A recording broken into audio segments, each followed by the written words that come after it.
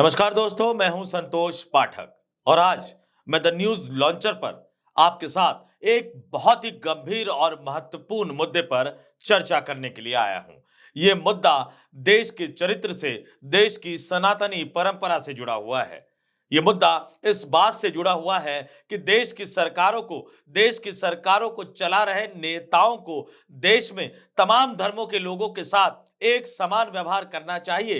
हिंदू, मुसलमान, सिख, ईसाई को सही मायनों में भाई भाई मानना चाहिए या खुदाई को राष्ट्रीय त्योहार बना देना चाहिए। यानी जिधर देखो उधर खुदाई, खुदाई और सिर्फ खुदाई। यानी हर मस्जिद के नीचे मंदिर तलाश करने के अभियान को क्या राष्ट्रीय अभियान बना देना चाहिए, या इस देश में रहने वाले लोग, खास तौर से जिनकी जिम्मेदारी बहुत ज्यादा है, यानी बहुसंख्यक समुदाय की जिम्मेदारी, हिंदू समुदाय की जिम्मेदारी, उन्हें सामने आकर ये कहना चाहिए देश के सत्ता में बैठे नेताओं से, देश के सत्ता में बैठे लोगों से कि बहुत हो गया। अब आइए रोटी, कपड़ा, मकान की बात करें, शिक्षा और स्वास्थ्य की बात करें। हिंदू मुसलमान बहुत हो गया, मंदिर मस्जिद बहुत हो गया।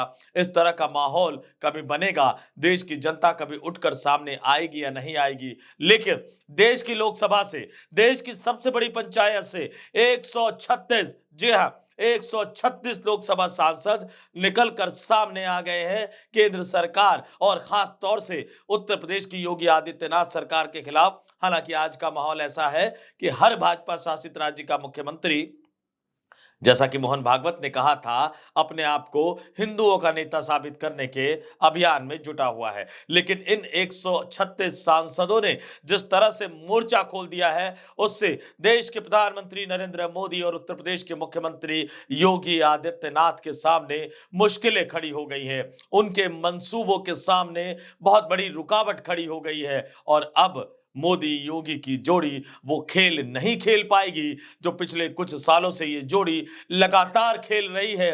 सबका साथ, सबका विकास और सबका विश्वास के नारे को देती तो जरूर है, लेकिन चारों तरफ खुदाई खुदाई के अभियान को एक तरह से प्रश्रय देते हुए नजर आते हैं। न्यायपालिका भी, खास तौर से स्थानीय अदालतें भी आजकल कुछ ज्यादा ही तेजी इन तरह के मामलों पर दिखाने लगी है। लेकिन अब देश की लोकसभा के 136 सांसद मैदान में कूद गए हैं कि नरेंद्र मोदी, हम आपकी चलने नहीं देंगे। योगी आदित्यनाथ, हम आपकी चलने नहीं देंगे। ये देश संविधान से चलेगा, ये देश कानून से चलेगा, ये देश संसद में बनाए गए उस कानून से चलेगा जिस कानून के तहत देश की संसद ने, मैं फिर कह रहा हूं, देश की संसद ने यह वादा किया था प्लेसेस ऑफ वर्शिप एक्ट 1991 के जरिए कि 15 अगस्त 1947 को देश के धार्मिक प्रतिष्ठानों का जो चरित्र है, जो पूजा स्थलों का जो चरित्र है, उसको बदला नहीं जाएगा। ये इस देश की संसद ने कानून बनाकर वादा किया था इस देश के हर व्यक्ति से, चाहे वो हिंदू हो, मुसलमान हो, सिख हो, ईसाई हो या किसी अन्य धर्म से ताल्लुक रखता हो। तो ये देश उस वादे के साथ चलेगा जो इस देश की संसद ने इस देश के लोगों के साथ किया था। दौर बदला, जमाना बदला, मोदी सरकार आई, उत्तर प्रदेश में योगी आदित्यनाथ की सरकार आई। पहले तो अयोध्या, काशी और मथुरा की बात होती थी। अयोध्या का मसला सॉल्व हो गया, सुलझ गया, लेकिन उसने विवादों का एक नया पिटारा खोल दिया। फिर काशी की बात आई, फिर मथुरा की बात आई और अब तो संभल की बात आने लगी। आज ही की एक घटना बता दूं कि जहां सरकार नारों में सबके साथ और सबके विकास की बात करती है, वहीं राष्ट्रीय स्वयंसेवक संघ द्वारा जन्म दिए गए, राष्ट्रीय स्वयंसेवक संघ द्वारा बनाए गए मुस्लिम राष्ट्रीय मंच की उत्तर प्रदेश के लखनऊ में एक अहम और महत्वपूर्ण बैठक हुई। राष्ट्रीय स्वयंसेवक संघ के वरिष्ठ नेता इंद्रेश कुमार, जिनके नेतृत्व में 2002 में मुसलमानों को संघ परिवार के साथ जोड़ने के लिए मुस्लिम राष्ट्रीय मंच की स्थापना की गई थी, वो इंद्रेश कुमार, वो मुस्लिम राष्ट्रीय मंच अब ये कह रहे हैं कि देश के मुसलमानों को काशी, मथुरा और संभल पर ऐतिहासिक जिम्मेदारी निभानी चाहिए, कुरान और हदीस के हिसाब से फैसला करना चाहिए। जी हां, बिल्कुल सही सुना आपने। काशी और मथुरा के बाद अब इस लिस्ट में मुस्लिम राष्ट्रीय मंच, जिसकी जिम्मेदारी देश के मुसलमानों को संघ परिवार के साथ जोड़ना है, उसके नेता इंद्रेश कुमार, उसके संस्थापक नेता इंद्रेश कुमार, आरएसएस के वरिष्ठ नेता इंद्रेश कुमार ने अब उस लिस्ट में अयोध्या को निकालकर संभल को डाल दिया है। ऐसे तो ये लिस्ट कभी खत्म नहीं होगी। कल को काशी का मसला सुलझ जाएगा तो एक और जिला आ जाएगा, फिर मथुरा का मसला सुलझ जाएगा, तो फिर एक और जिला आ जाएगा और हर बार ये कहा जाएगा कि देश के मुसलमानों को कुरान और हदीस के मुताबिक अपनी ऐतिहासिक जिम्मेदारी को समझना होगा। यानी ये खुदाई का सिलसिला कभी थमने वाला नहीं है, कभी रुकने वाला नहीं है। लेकिन अब देश की लोकसभा के 136 सांसद मैदान में उतर गए हैं। ये खबर देखिए स्क्रीन पर, हम आपको इंडियन एक्सप्रेस की एक खबर दिखा रहे हैं दोस्तों। इंडियन एक्सप्रेस की इस खबर के मुताबिक देश की लोकसभा के दो बड़े राजनीतिक दल यानी कांग्रेस और समाजवादी पार्टी ने अब प्लेसेस ऑफ वर्शिप एक्ट 1991 को गंभीरता से पालन करवाने के लिए, इस कानून का, इस अधिनियम का गंभीरता से पालन करवाने के लिए, गंभीरता से इसके पालन को सुनिश्चित करवाने के लिए सुप्रीम कोर्ट जाने का मन बना लिया है। सूत्र ये बता रहे हैं इंडियन एक्सप्रेस की खबर के मुताबिक कि कांग्रेस और समाजवादी पार्टी दोनों अपने अपने पार्टी के मोर्चे पर अपनी अपनी याचिका तैयार कर चुके हैं और दोनों अलग अलग सुप्रीम कोर्ट में अपनी इस याचिका के साथ जाएंगे कि जो कानून देश की संसद ने बनाया था, जिसके तहत ये सुनिश्चित किया गया था कि 15 अगस्त 1947 को जो धार्मिक स्थानों का, पूजा के स्थानों का जो चरित्र है, उससे छेड़छाड़ नहीं की जाएगी, उसको बरकरार रखा जाएगा, उसको कठोरता से लागू किया जाए। ये याचिका लेकर कांग्रेस और समाजवादी पार्टी दोनों सुप्रीम कोर्ट जाने की तैयारी कर रही है। इंडियन एक्सप्रेस की खबर के मुताबिक समाजवादी पार्टी ने तो ड्राफ्ट तैयार कर लिया है। समाजवादी पार्टी के समर्थन से राज्यसभा के जो निर्दलीय सांसद निर्वाचित हुए थे, उन कपिल सिब्बल साहब ने समाजवादी पार्टी की तरफ से ये ड्राफ्ट तैयार कर लिया है। इसके साथ ये भी खबर बताई गई है कि कांग्रेस ने भी अपने वरिष्ठ वकील, नाम नहीं लिखा लेकिन इसमें सीधा सीधा जो इशारा है वो अभिषेक मनु सिंघवी की तरफ है। यानी उनके नेतृत्व में कांग्रेस ने भी याचिका दायर करने का ड्राफ्ट तैयार कर लिया है। बताया यह जा रहा है कि कांग्रेस की तरफ से जो याचिका सुप्रीम कोर्ट में दायर की जाएगी, वो किसी वरिष्ठ नेता के हस्ताक्षर से दायर की जाएगी।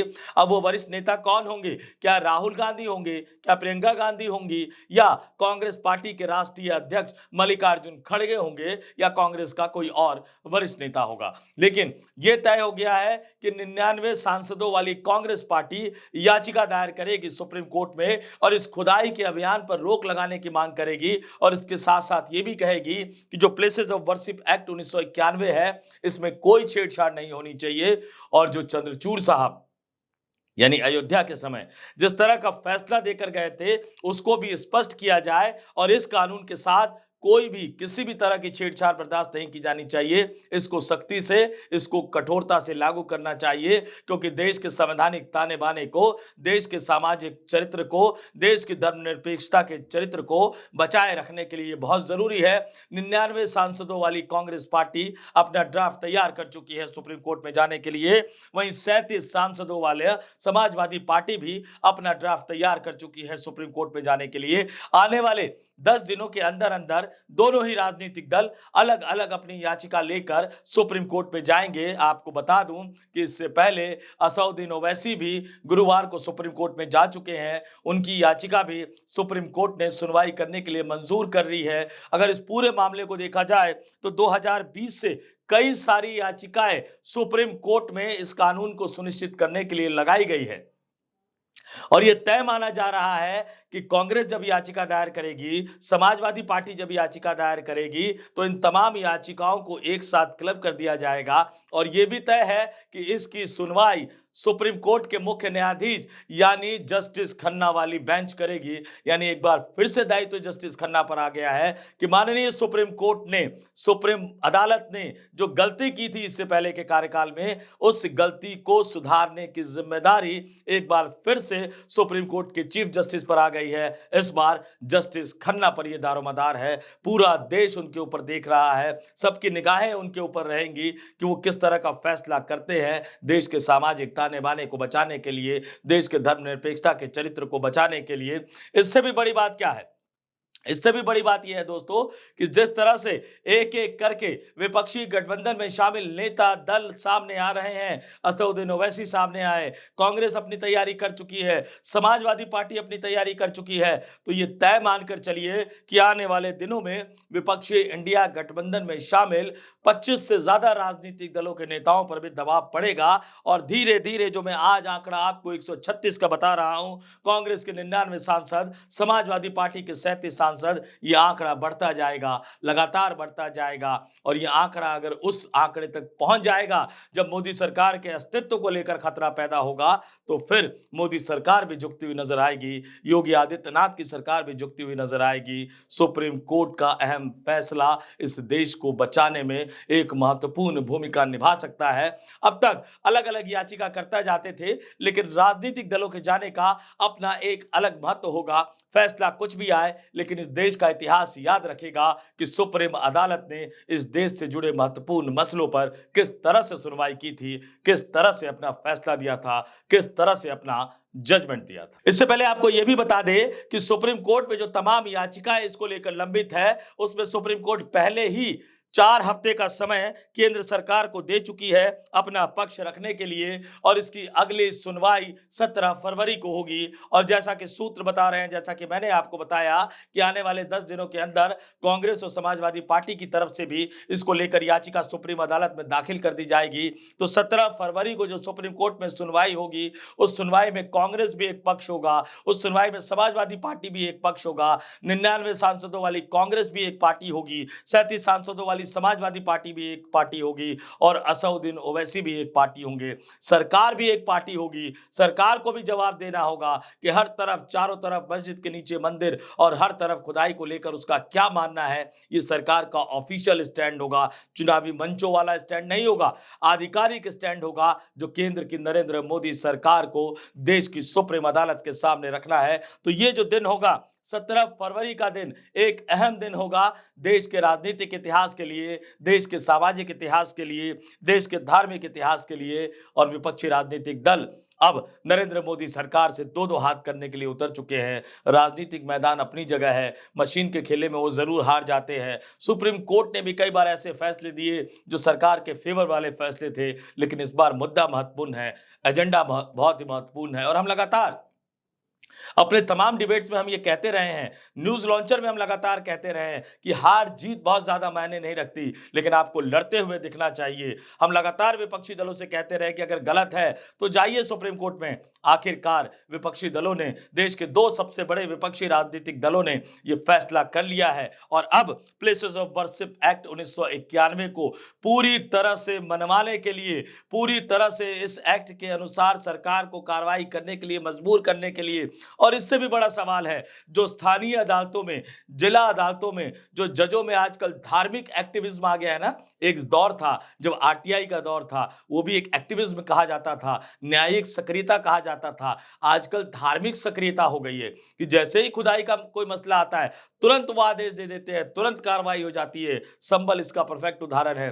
तो यहां देश की सुप्रीम कोर्ट को यह फैसला करना है कि सरकार खुदाई की बात ना करे, अलग अलग संगठन जो हिंदू सेना के नाम पर बन गए हैं वो खुदाई की बात ना करे, हर मस्जिद के नीचे मंदिर की बात ना हो, और उससे भी बड़ी बात कि अलग अलग जिला की अदालतों में बैठे जो स्थानीय जज है उनके अंदर भी धार्मिक सक्रियता की भावना मजबूत ना होने पाए, इसको भी रोकना बहुत जरूरी है। क्योंकि भारत की न्यायिक व्यवस्था में, भारत की न्यायिक प्रणाली में जज को भगवान माना जाता है, पंच को परमेश्वर माना जाता है। यानी अब जस्टिस खन्ना पर एक बड़ी जिम्मेदारी है। विरोधी राजनीतिक दल उनकी कोर्ट में आ रहे हैं एक बड़ा महत्वपूर्ण मसला लेकर। जस्टिस खन्ना को साबित करना होगा कि न्याय वो दे पाते हैं, नहीं दे पाते इस देश में रहने वाले तमाम धर्म के लोगों को। लेकिन फिलहाल विपक्ष जमीन पर उतरकर लड़ता हुआ दिखाई दे रहा है, अदालत में जाकर लड़ने की कोशिश करता हुआ दिखाई दे रहा है, और ये भारतीय लोकतंत्र के लिए बहुत अच्छी बात है। इस वीडियो में फिलहाल इतना ही। मुझे यानी संतोष पाठक को दीजिए इजाजत, और इस मसले पर जब जब भी कोई बड़ी चीज होगी, जब भी सुप्रीम कोर्ट में सुनवाई होगी, जब भी ये याचिका दायर की जाएगी, तो न्यूज लॉन्चर की तरफ से हम इस मुद्दे को लेकर आपके सामने जरूर आएंगे। ये हमारा वादा है। नमस्कार।